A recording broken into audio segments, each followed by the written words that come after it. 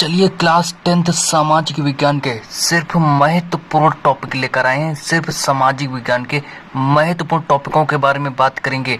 और देख लीजिएगा जो आपका चैप्टर है जाति धर्म और लैंगिक मसले, ये आपका जो चैप्टर है जाति धर्म और लैंगिक मसले, चलिए ये आपका सामाजिक विज्ञान का एक चैप्टर है जिसके हम महत्वपूर्ण प्रश्नों के बारे में बात करने जा रहे हैं। बेसिकली दोस्तों अगर हम बात करें कि इसमें दोस्तों हम महत्वपूर्ण बहुविकल्पी प्रश्न होंगे। आज की इस क्लास में दोस्तों हम बहुविकल्पी प्रश्नों के बारे में बात करेंगे और दोस्तों अति लघु उत्तरीय प्रश्नों के बारे में बात करेंगे। चलिए दोस्तों ये आपका पार्ट 1 रहेगा। चलिए अभी ये आपका दोस्तों पार्ट 1 है। पार्ट 2 में दोस्तों हम आपके लघु उत्तरीय प्रश्न और दीर्घ उत्तरीय प्रश्न सॉल्व कराएंगे। 6 लघु उत्तरीय प्रश्न और दोस्तों दीर्घ उत्तरीय प्रश्न जो कि 6 नंबर के पूछे जाते हैं वो हम आपके दोस्तों नेक्स्ट क्लास में सॉल्व कराएंगे। चलिए दोस्तों बिना किसी देर करते हुए स्टार्ट करते हैं, अपना पहला प्रश्न लाते हैं और दोस्तों बने रहिए अंत तक। चलिए देखते हैं मेरा पहला प्रश्न क्या है। और दोस्तों अगर आप चैनल पर नए हैं तो चैनल को सब्सक्राइब भी कर लीजिएगा। चलिए देखते हैं पहला प्रश्न क्या है। चलिए महत्वपूर्ण टॉपिक है, सारे के सारे महत्वपूर्ण टॉपिक हैं। चलिए फर्स्ट जो मेरा प्रश्न है देख लेते हैं क्या है और बहुविकल्पी प्रश्नों से स्टार्ट करेंगे। सबसे पहले हम बहुविकल्पी प्रश्न को लाएंगे। चलिए देखिए बहुविकल्पी प्रश्न को लाएंगे। बहुविकल्पी प्रश्न है दोस्तों, सबसे पहले हम बहुविकल्पी प्रश्नों को लाएंगे कि महिलाओं की समाज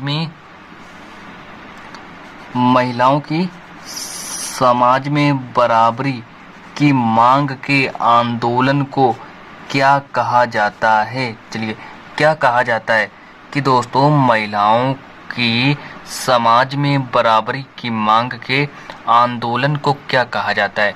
बेसिकली दोस्तों आपके इसमें 4 ऑप्शन भी दिए जाएंगे। आपको दोस्तों इसमें 4 ऑप्शन भी दिए जाएंगे और आपको इसमें से एक ऑप्शन आपको छांट कर लिखना है। जो आपको राइट आंसर लिखे सिर्फ वही आपको लिखना है। जो आपको राइट आंसर लगे वही आपको ऑप्शन में दोस्तों लिख देना है।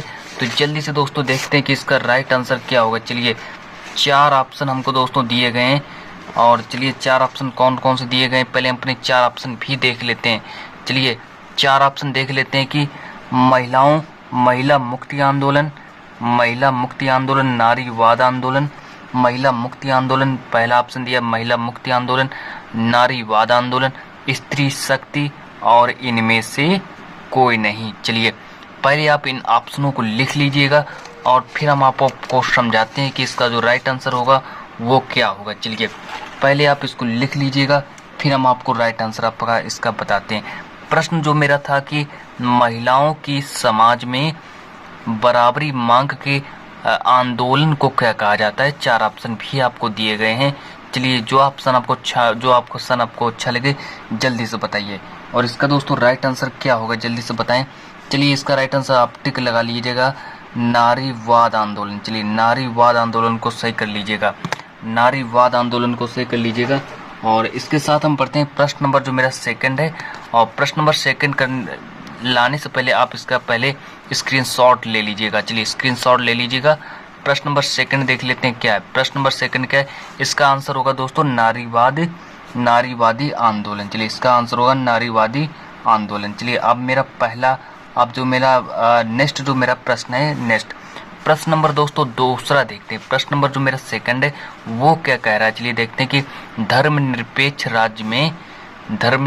राज्य में क्या है। चलिए धर्मनिरपेक्ष राज्य कैसा है क्या है कुछ भी पूछा जा चुका है, लेकिन दोस्तों ये हमसे 2020 में, चलिए दोस्तों 2020 में ये प्रश्न पूछा जा चुका है। चलिए 2020 में ये प्रश्न दोस्तों पूछा भी जा चुका है।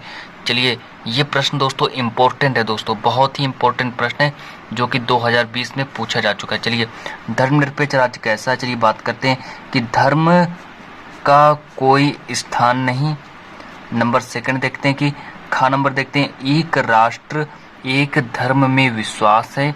चलिए नेक्स्ट देखते हैं कि केवल बहुसंख्यक वर्ग के धर्म को मान्यता। चलिए नेक्स्ट देखते हैं नंबर सभी धर्मों को समान समझना। चलिए सभी धर्मों को समान समझना। तो दोस्तों इसका आप लोग राइट आंसर जो होगा इसका राइट आंसर टिक लगा लीजिएगा कि सभी धर्मों को समान समझना। चलिए सभी धर्मों को समान समझना। नंबर को आप सही कर लीजिएगा। घ नंबर को सही कर लीजिएगा, इसको दोस्तों सही कर लीजिएगा, घ नंबर को सही कर लीजिएगा। चलिए घ नंबर को सही कर लीजिएगा कि सभी धर्मों को समान समझना। चलिए दोस्तों, और अब हम बढ़ते हैं प्रश्न नंबर जो मेरा 3 है। प्रश्न नंबर 3 देखते हैं क्या है। चलिए प्रश्न नंबर 3 देखते हैं दोस्तों क्या है। बहुविकल्पी प्रश्न है दोस्तों, जब अति लघुत्तरी प्रश्न लाएंगे तो दोस्तों हम बता देंगे आपको। चलिए ये प्रश्न है आपका दोस्तों कौन सा, बहुविकल्पी प्रश्न है कि भारत में यहाँ औरतों के लिए आरक्षण की क्या व्यवस्था है। चलिए आरक्षण की कहाँ व्यवस्था है, तो चलिए बात करते हैं। लोकसभा है क्या, क्या विधानसभा है, क्या मंत्रिमंडल है, कि पंचायती राज संस्थाएं। चलिए कि पंचायती राज संस्थाएं। चलिए 4 ऑप्शन में से एक आपको राइट आंसर छांटना है, और कौन सा ऐसा राइट आंसर है जो कि सही होगा। चलिए टिक लगा लीजिएगा इसमें दोस्तों, घ नंबर पर टिक लगा लीजिएगा, पंचायती राज की संस्थाएं। चलिए पंचायती राज की संस्थाएं, इस प्रश्न को दोस्तों सही कर लीजिएगा कि दोस्तों प्रश्न है कि भारत में यहाँ औरतों के लिए आरक्षण की जो व्यवस्था है कैसी व्यवस्था है। चलिए बात करते हैं, तो लिख लीजिएगा पंचायती राज की संस्थाएं, पंचायती राज की संस्थाएं, इसको टिक कर लीजिएगा। चलिए अब हम बढ़ते हैं प्रश्न नंबर जो मेरा नेक्स्ट है। प्रश्न नंबर जो दोस्तों मेरा 4 है। चलिए प्रश्न नंबर जो मेरा 4 है वो देखिए क्या कह रहा है। प्रश्न नंबर 4 को देख लेते हैं। चलिए प्रश्न नंबर 4 को देख लेते हैं, और दोस्तों चलिए प्रश्न नंबर 4 की ओर बढ़ते हैं। पहले इसको लिख लीजिएगा। अब हम बात करेंगे दोस्तों अति लघुत्तरी प्रश्नों के बारे में। 2-2 अंक के पूछे जाते हैं। चलिए 2-2 अंक का पूछा जाएगा, 2 अंक का पूछा जाएगा। अति लघुत्तरी प्रश्न जो दोस्तों है 2 अंक का पूछा जाएगा। चलिए बात कर लेते हैं अति लघुत्तरी प्रश्न के बारे में। चलिए प्रश्न नंबर 4 है दोस्तों मेरा क्या कह रहा है। चलिए प्रश्न नंबर 4, प्रश्न नंबर 4 देख लेते हैं क्या। प्रश्न नंबर 4 कि पारिवारिक कानून से क्या तात्पर्य है। जो पारिवारिक जो कानून है और पारिवारिक कानून से क्या तात्पर्य है, ये हमसे पूछा जाएगा। चलिए प्रश्न नंबर 4 में हमसे पूछा जाएगा कि दोस्तों पारिवारिक कानून से क्या तात्पर्य, तो लिख लीजिएगा जिस तरीके से विवाह हो गया और दोस्तों तलाक हो गया, जैसे गोद लेना और उत्तराधिकार जैसे परिवार से जुड़े मसलों से संबंधित कानून हमारे देश में सभी धर्मों के लिए अलग अलग पारिवारिक कानून जैसे कि संबंधित कानून है। चलिए कि विवाह, तलाक, गोद लेना और उत्तराधिकार जैसे जो परिवार से जुड़े मसलों से संबंधित कानून, ये एक कानून है। चलिए हमारे देश में सभी धर्मों के लिए अलग अलग पारिवारिक कानून है। मतलब कि दोस्तों सभी धर्मों के लिए अलग अलग पारिवारिक कानून है, और ये इसमें दोस्तों समझाया गया है। चलिए दोस्तों अगर ये समझ में आ गया है तो बढ़ते हैं प्रश्न नंबर जो मेरा 5 है, और प्रश्न नंबर 5 की ओर बढ़ते हैं। चलिए अगर ये प्रश्न आपको समझ में आ गया है तो बढ़ते हैं प्रश्न नंबर 5 की ओर। ये सारे के सारे प्रश्न दोस्तों पूछे जा चुके हैं, बोर्ड में दोस्तों पूछे जा चुके हैं सारे के सारे प्रश्न। प्रश्न नंबर 5 की ओर बढ़ते हैं। चलिए प्रश्न नंबर 5 देख लेते हैं कि नारीवाद आंदोलन क्या है। चलिए नारीवाद आंदोलन क्या है। प्रश्न नंबर 5 देख लेते हैं कि नारीवाद आंदोलन क्या है। चलिए प्रश्न नंबर है कि मेरा नारीवाद, चलिए नारीवाद आंदोलन क्या है।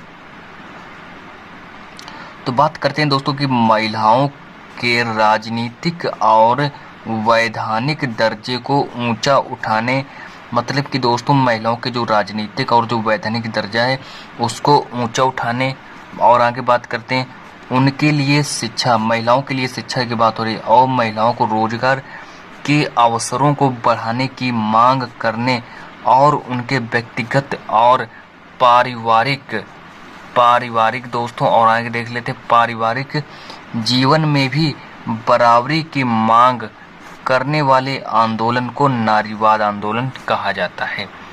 चलिए इतना समझ में आया कि दोस्तों महिलाओं को क्या दिलाना चाहिए, महिलाओं के राजनीतिक और वैधानिक दर्जे को, महिलाओं के राजनीतिक वैधानिक दर्जे को ऊपर उठाएं, और उनके लिए शिक्षा और रोजगार के अवसर को बढ़ाने का मांग करने की बात हो रही है यहाँ पर, और उनके व्यक्तिगत और पारिवारिक जीवन में भी बराबरी की मांग करने वाले आंदोलनों को नारीवाद आंदोलन कहा जाता है। चलिए इतना याद रखेंगे, और अब हम बढ़ते हैं प्रश्न नंबर जो मेरा नेक्स्ट है, प्रश्न नंबर 7 की ओर बढ़ते हैं।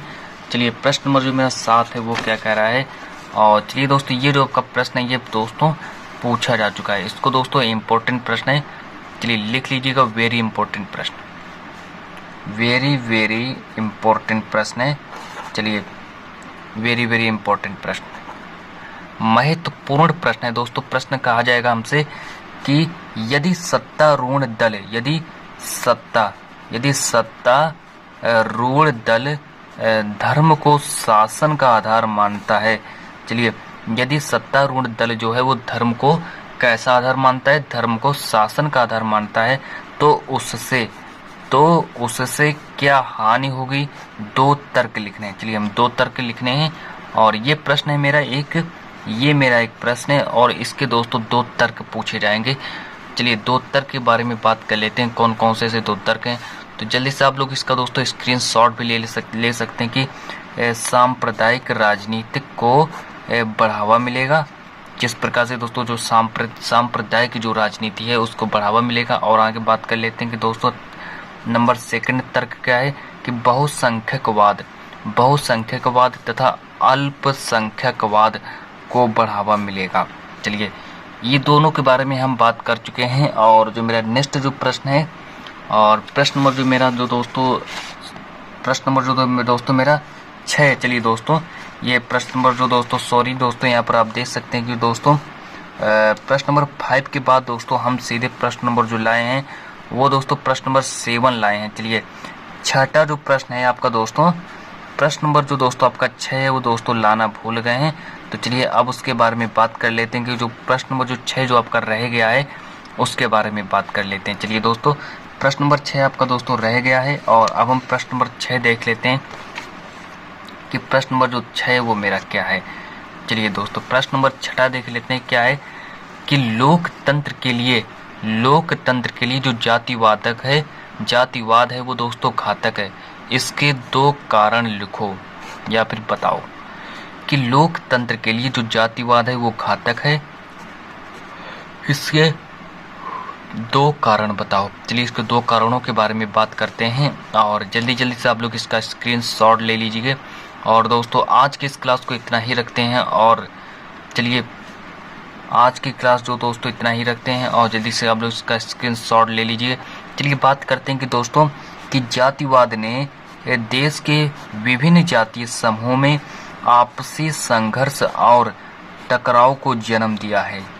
ये दोस्तों आपका लास्ट प्रश्न है आज के इस क्लास का। चलिए और आगे बात कर लेते हैं कि जातिवाद के आधार पर आरक्षण की राजनीति ने भी भारतीय लोकतंत्र को बुरी तरह प्रभावित